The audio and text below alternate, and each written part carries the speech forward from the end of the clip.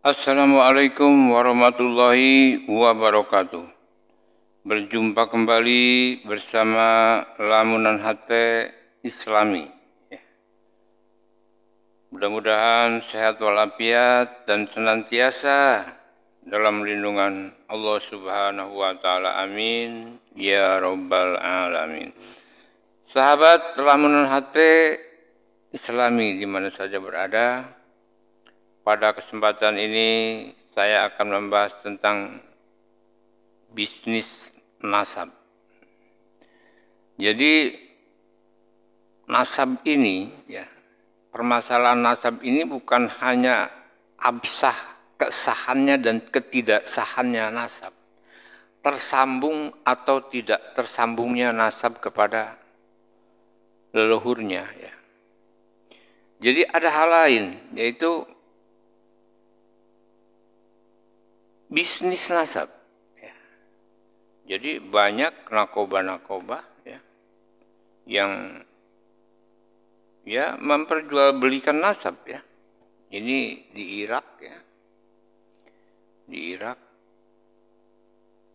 dan banyak lagi di Damaskus .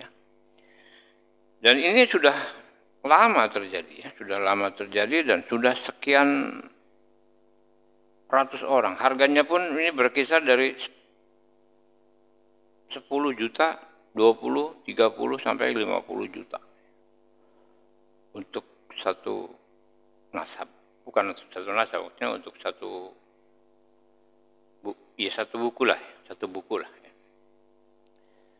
Maka hal ini memang sudah lama terjadi. Kemudian juga masalah Ba'alawi. Ba'alawi ini bukan hanya valid dan tidak validnya nasabnya, tersambung atau tidaknya, yang jelas terputus .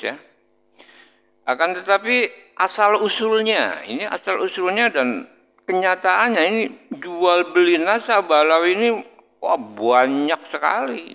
banyak sekali terjadi dan sudah banyak. Makanya para Ba'alawi ini yang ada di Indonesia ini udah rasa nasionalisnya tidak ada, kemudian juga arogansi yang ada . Kalau sifat-sifat Rasulullah, dari mana ada sifat Rasulullah? Orang bukan turunannya kok . Orang boleh nasabnya aja kebanyakan, yang banyak boleh beli kok . Gitu aja. Kayak gitulah kira-kira. Nah kemudian kalau Ba'alawi di Indonesia ini jelas-jelas yang bawa aja ke Indonesia ini Belanda. Yang membiayai hidup dia pertama awalnya itu Belanda. Dia ikut ke sini itu dengan rencana-rencana Belanda. Seperti apa Belanda kan? Belanda itu kan menjajah. Kemudian pada saat itu kan sedang berkuasa. Ya mau nggak mau kan? Nah seperti itu. Sahabat-sahabat dan saudara-saudaraku, permasalahan nasab di Indonesia ini. Makanya apapun yang mereka ucapkan saat ini sebetulnya mereka itu hanya numpang hidup di sini . Akan tetapi di balik itu semua mereka ingin menguasai akhirnya . Jadi menjajah. Jadi memang dibawa oleh penjajah, nalurinya naluri penjajah, ingin menguasai, dan ini sangat berbahaya . Untuk itu mudah-mudahan urusan permasalahan nasab ini segera selesai . Dan kalaupun harus dengan satu tindakan kita lakukan yang penting ada penyelesaian masalah nasab. Dan kalau bisa yang sudah jelas-jelas Ba'alawi ini tidak tersambung urusannya ke nasabnya ke Rasulullah, kita deportasi sajalah, kita pulangkan ke Yaman. Apapun alasannya, mereka itu mau ngaku orang Jakarta kayak apa kayak, pokoknya asalnya dia orang Yaman aja . Ya seperti itu saudara-saudara dan sahabat-sahabatku. Dan untuk lebih jelasnya masalah jual beli nasab, yuk kita bongkar di sini . Di sini ada perbincangan tentang hal ihwal jual beli nasab nasab Ba'alawi dan yang lainnya. Ayo kita ikuti perbincangannya agar tidak gagal paham . Jangan lupa di subscribe, di like, dan di komen . Terima kasih dan selamat mengikuti. Nah ini data rahasia nih kayak. Makanya siapa bilang Ashraf Internasional itu mengakui keberadaan Mbak Alawi. Siapa bilang, ulama mana yang menyatakan kalau Mbak Alawi itu min dzurriyyatir Rasul? Kalau ada, pasti dia tidak paham tentang masalah ilmu nasab. Dia tidak paham tentang lika-likunya, tentang masalah keasrofan. Karena terbukti surat telegram dari Damaskus ini ditujukan untuk seluruh dunia, dan stempelnya pun juga stempel seluruh dunia. Tentang pembatalan Sayyidus Syarif, ada tulisannya guys. Nggak usah disebutkan gitu. Enggak. Ya. Nanti kena. Itu yang sudah dicentang. Sudah disilang. Sudah disilang. Di situ tertulis Indonesia, Jakarta. Yang kamu katakan sudah disahadah oleh Nakib Irak, itu keabal-abal. Saya punya buktinya. Nah, yang lebih lucu lagi ya kan, itu kesini. Permainan orang Indonesia juga ditaruh sebagai admin di situ, sebagai ketuanya, sedangkan pengawasnya itu memang orang-orang Irak, orang Irak yang Alawi. Bukulannya nggak main-main, dokter titik-titik Al-Hashimi. Sementara yang asli nggak seperti itu. Yang asli itu tidak punya Facebook, tidak punya nggak punya apa medsos. Lainlah permainan tentang masalah nakib. Ya tujuannya ya satu ya biar diakui, yang nomor dua ya cuan lah. Jadi nakop abal-abal ini tiap hari mensyahadah sekitar 10, 5, 20 ya. 20. Bisnis itu. Saya emailnya didapat dari teman saya di Mesir. Karena kenapa? Di dunia maya itu begitu banyak nakop palsu. Dan itu mensyahadah. Tiap hari bisa nyampe 10, 20. Luar biasa. Padahal minta syahadah ke nakop itu nggak main-main. Minimal 15 juta. Bisa nyampe 20, bisa nyampe 30, bisa nyampe 50. Maka ini permintaan syahadah memang bisnis yang luar biasa. Nah, kebetulan kan pada saat itu 1,5 tahun yang lalu ya itu, saya sangat mudah sekali masuk ke dunia maya, tapi saya lewat email niku. Karena memang dari teman saya itu, beliau minta untuk tidak disebutkan namanya. Teman saya itu anggota nakib di Mesir. Dulu ketika di HP3N, beliau masuk di HP3N. Karena dulu beliau kuliahnya di Unibra. Saya juga pernah di Unibra, walaupun 6 bulan.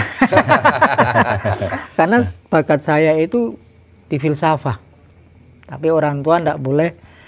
Akhirnya di Malang itu ada namanya HP3N, Himpunan Penyair Pengarang Nusantara.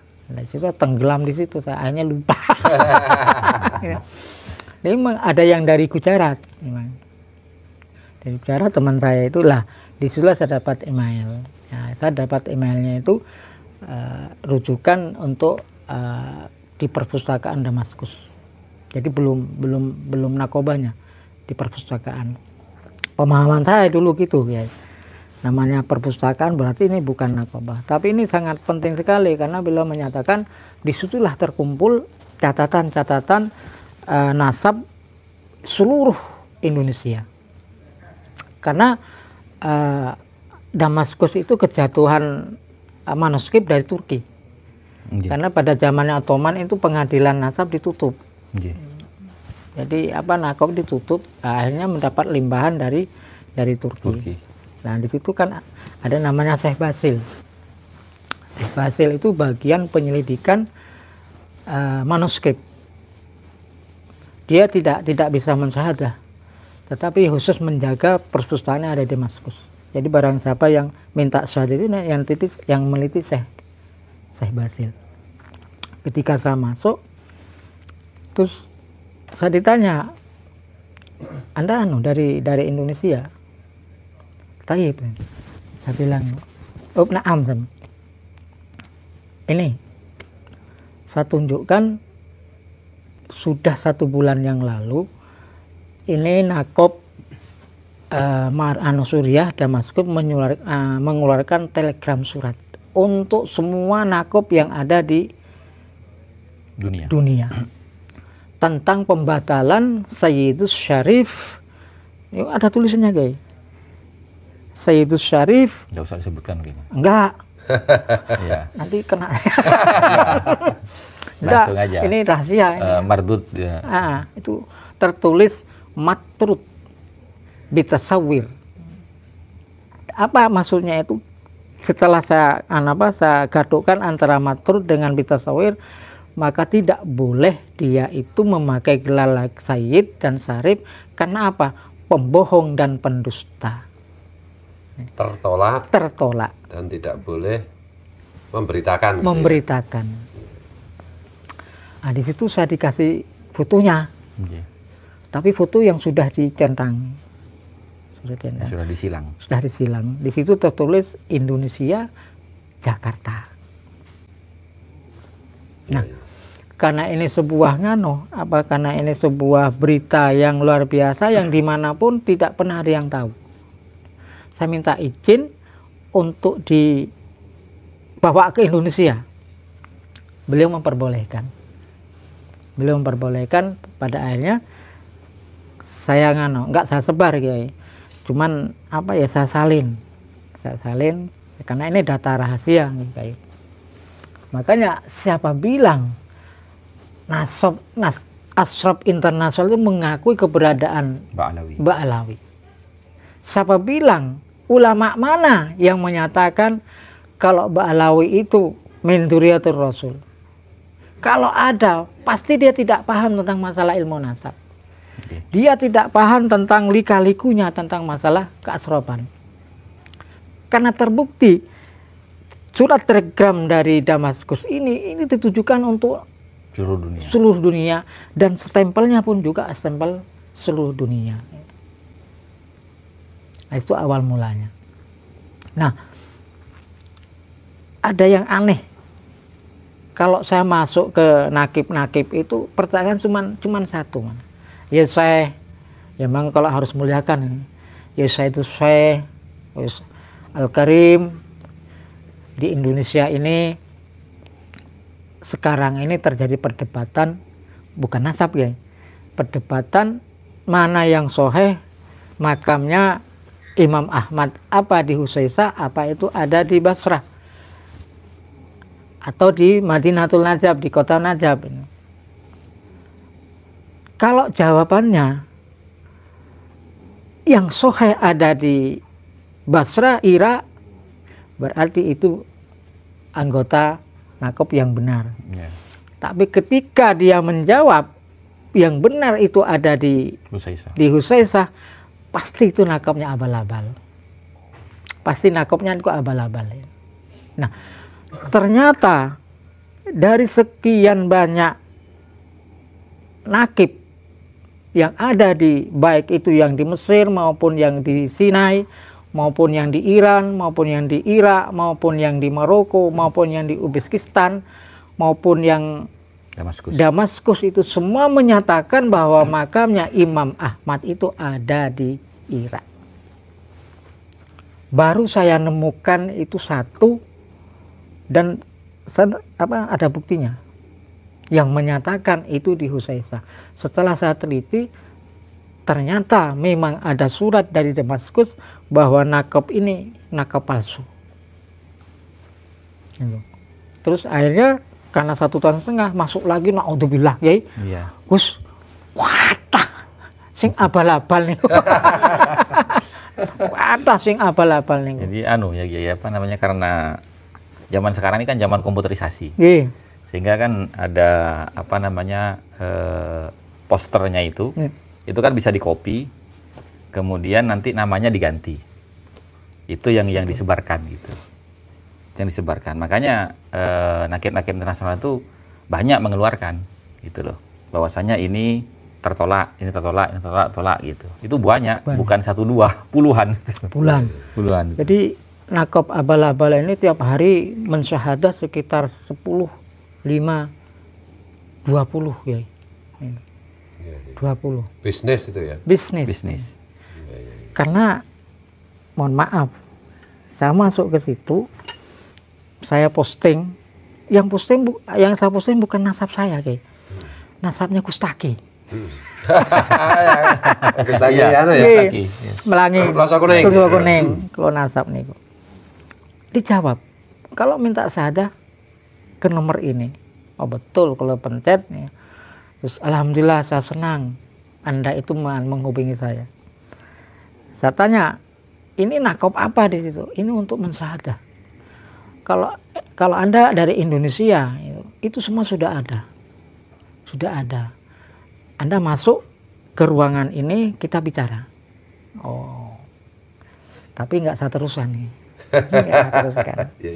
Terus dikirim lagi, nggak main-main sama pengawasnya. Pengawas nakop kan setiap nakop itu mesti ada pengawasnya. Ada pengawas. Saya dikirimi juga oleh pengawas ini.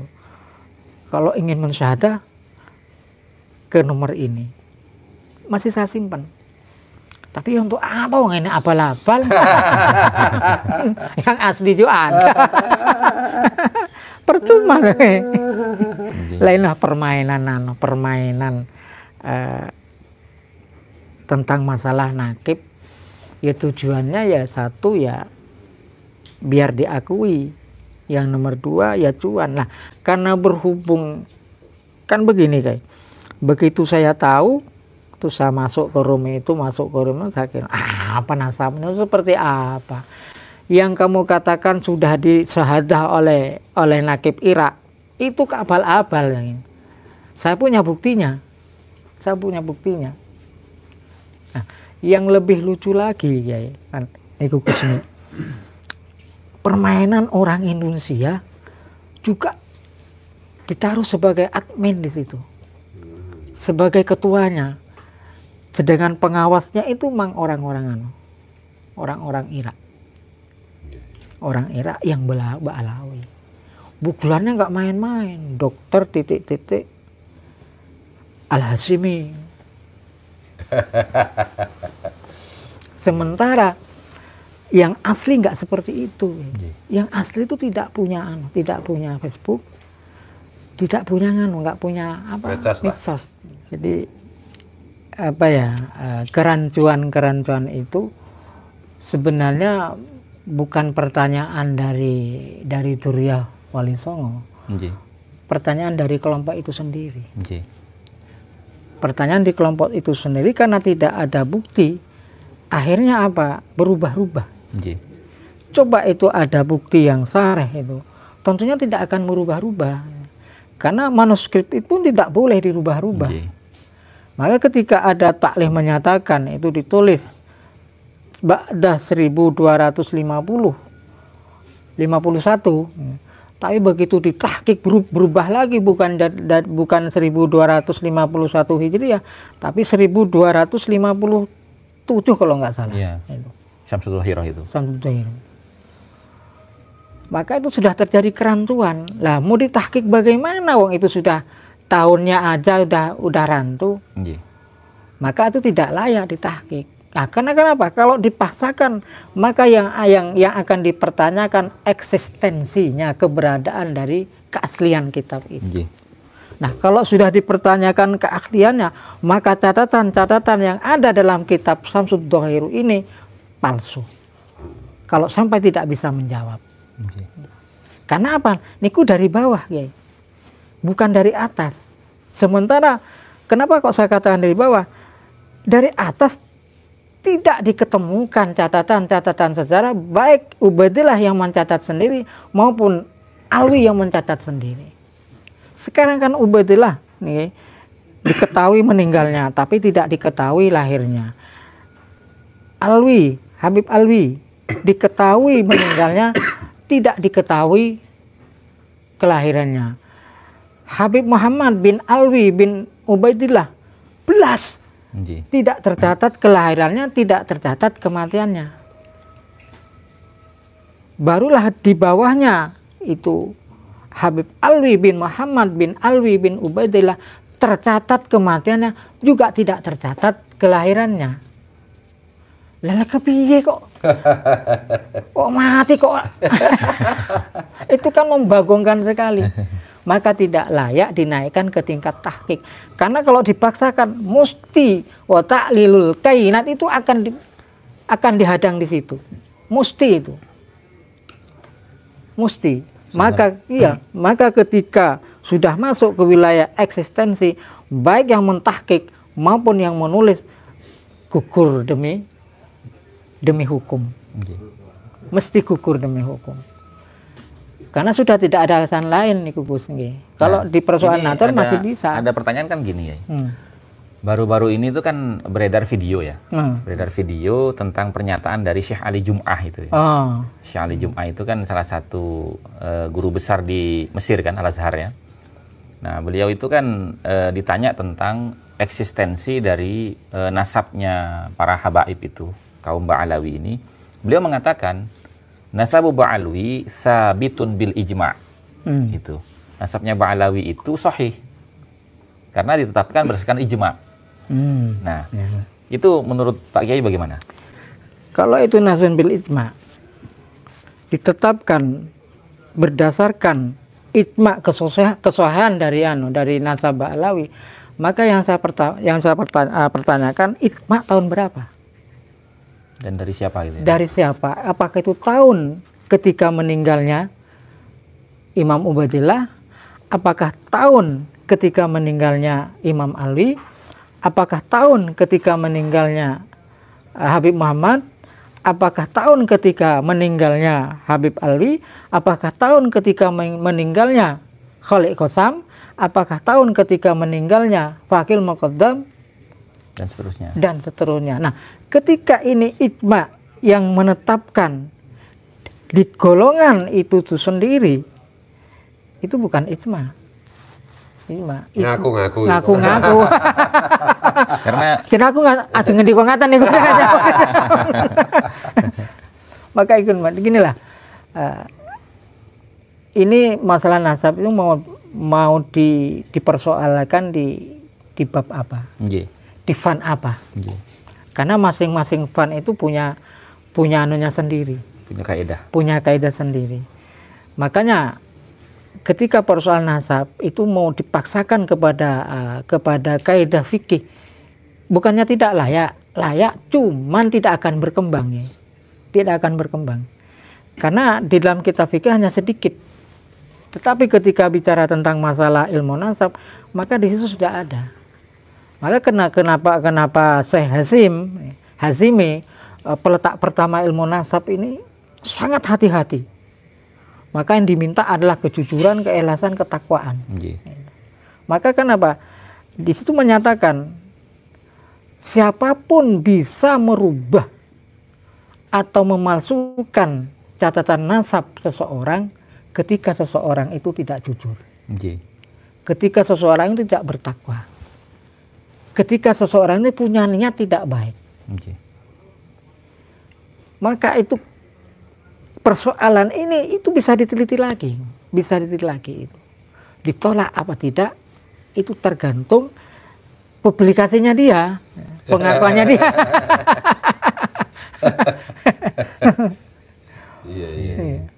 Jadi nggak main-main. Makanya kalau soal nasab kembalikan kepada ilmu nasab. Karena itu yang lebih pas. Kalau itu soal sejarah, terus dalam sejarah pun ketika menceritakan nasab wajib harus mengambil kitab nasab. Harus nih. Sebab kalau tidak gini akan selalu menjadi perdebatan. Akan menjadi perdebatan. Ya biasalah yang namanya antara pro dan kontra ini yang biasa. Yang pro berusaha untuk mempertahankan, yang kontra berusaha mencari-cari. Walaupun itu hanya sebuah narasi. Karena kan sudah paham loh Kiai. Ini Gus kan pun paham. Ya namanya logis itu harus ketemu dengan logis. Betul. Bukannya logis dibenturkan dengan narasi. Sebenarnya penting narasi itu penting biar pendengar atau pembaca itu paham. Tetapi ketika narasi itu menyimpang jauh, baik itu ditinjau dari dari ilmu nasab maupun ilmu sejarah, maka itu jelas itu bukan narasi namanya itu. Bukan narasi. Itu sudah mulai pembelokan. Itu namanya pembelokan cerita. Dan itu masuk wilayah halu. Tapi oke lah, biar memperpanjang. Itu masuk cerita dongeng sebelum tidur. Karena memang nuwun ngapunten gitu, sejarah memang meminta pembuktian. Memang kalau mau dimasukkan ke sejarah, maka harus mengikuti miturut kaidah-kaidah ilmu sejarah. Kalau itu nanti persoalan kepada nasab, maka juga harus mengikuti kaidah-kaidah ilmu nasab agar terjadi kesinkronan, tidak tabrak-tabrakan dan tidak lari-lari. Ketika diminta endi nasab mah melayu-melayu. Berbeda dengan Duriyah Wali Songo. Ketika diminta endi nasab ya iki nasabku. Nggih. Lah sing anu ya kuwi njaluk ning dhuwur ning asrop. Karena nuwun ngapunten nggih, naat tidak ngurusi soal masalah nasab dari atas ke bawah. Yang diurusi dari bawah ke atas. Sampai ke Wali Songo. Sampai ke Wali Songo. Nah, kalau Wali Songo ke atas kan sudah ada catatannya ada catatannya. Nakoba. Maka siapapun kalau ingin minta syahadah harus minta syahadah ke naat. Karena naat itu lembaga yang resmi dan kerjasama dengan nakob-nakob internasional. Maka jangan ragukan keberadaan naat siapapun. Di Madura itu dulu pernah rame 20 keturunan Duriyah Wali Songo itu menyumbangkan 20 karena apa? Untuk biar agar lebih valid, lebih sareh. Nah, pada akhirnya diterimalah oleh Nakobah Maropo. Jadi bukan hanya berbentuk manuskrip saja kayak, termasuk dilampirkan itu tes DNA-nya. Karena memang kalau kita bermain di Nakoba Asrop internasional itu wajib menyertakan DNA. Baik itu jalur ibu maupun dari jalur bapak. Karena kan saya waktu itu ke jalan-jalan lewat alam maya di Mesir pun juga berkata, di sini tidak menolak nasab dari jalur ibu. Maka siapapun yang meminta syahadah, baik itu dari jalur bapak maupun dari jalur ibu, itu akan dikasih. Terbukti Syekh Yusril itu juga minta syahadah di Mesir. Dua-duanya, baik dari jalur bapak maupun dari jalur ibu. Tapi juga harus disertakan dengan Karena apa? Jalur ibu ini ruwet. Karena hampir tidak pernah seseorang Duriyah Wali Songo dari jalur ibu ini tes DNA itu tidak pernah. Saya itu belum pernah. Makanya ketika dari Duriyah Wali Songo dari jalur ibu tes DNA, maka jangkanya panjang sekali. Terus bukannya tidak nyantol. Cuman kan muter-muter dulu. Karena harus disambungkan dengan genetika ayah. Maka ketika saya itu ketemu dengan Dokter Anita, itu dari Belanda, saya bertanya, bisakah DNA anak perempuan digunakan untuk mencari genetik ayahnya? Beliau menyatakan, kenapa tidak? Bisa, walaupun berbeda kromosom. Dari anak perempuan itu bisa dicek, bisa dicari siapa bapaknya. Sampai ke atas.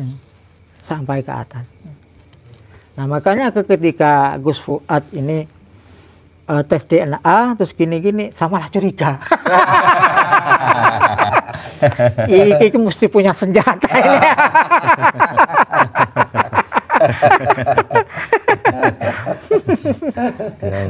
Aku Fuad kok dilawan. Saya itu 18 tahun belum pernah ketemu, salam-salam. Iya, ini untuk penonton ya, saya dengan Kiai Fadhel yang sangat saya muliakan, sangat saya kagumi itu kenal udah lama. Jadi 18 tahun itu kita hanya saling kirim salam. Alhamdulillah malam hari ini beliau berkenan hadir di pondok saya. Ini satu anugerah yang luar biasa dari Allah gitu. Dan Kiai Fadhel ini di samping berbagai macam disiplin ilmu beliau kuasai, itu salah satu yang beliau kuasai adalah soal silsilah nasab gitu. Apalagi khusus nasabnya terah Batu Ampar dan secara umum terah orang Madura gitu. Jadi Pak Fadhel mungkin memberikan closing statement. Persoalan nasab itu jangan berhenti untuk hari ini. Karena apa? Tujuannya ini kan sebenarnya tidak untuk hari ini, tapi harus berlanjut untuk generasi yang akan datang, generasi 100 tahun yang akan datang. Maka catatan-catatan ngendiko jenengan, ngendikone Gus Hasan jangan sampai hilang dimakan oleh zaman. Harus ada yang membukukan untuk generasi 100 tahun yang akan datang. Sebab ketika akan muncul proses seperti ini, siapa yang akan bisa menjawabnya? Ketika tidak dibukukan, ketika tidak dimasukkan kepada pendidikan formal maupun non formal, mengapunten, akanlah menjadi sia-sia perjuangan kita. Karena apa? Perjuangan bangsa Indonesia itu berdiri tegak itu karena sejarah.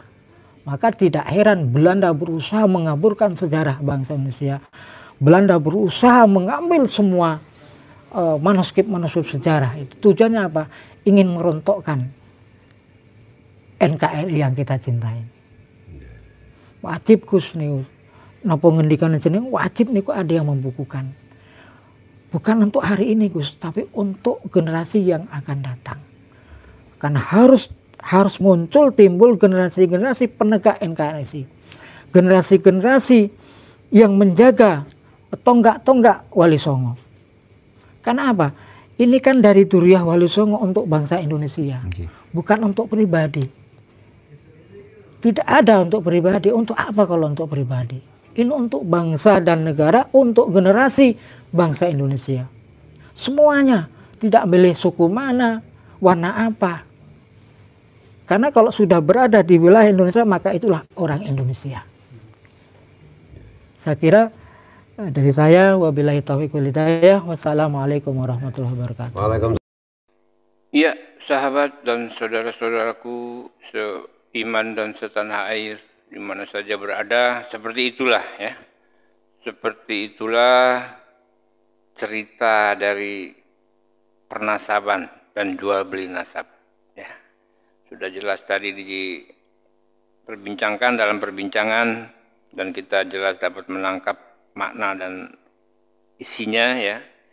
Dan mudah-mudahan dari itu semua menambah satu ilmu pengetahuan buat kita, bermanfaat buat kita, dan menjadi satu dasar bagi pegangan kita untuk mengantisipasi permasalahan nasab yang saat ini sedang ramai ya di luar sana.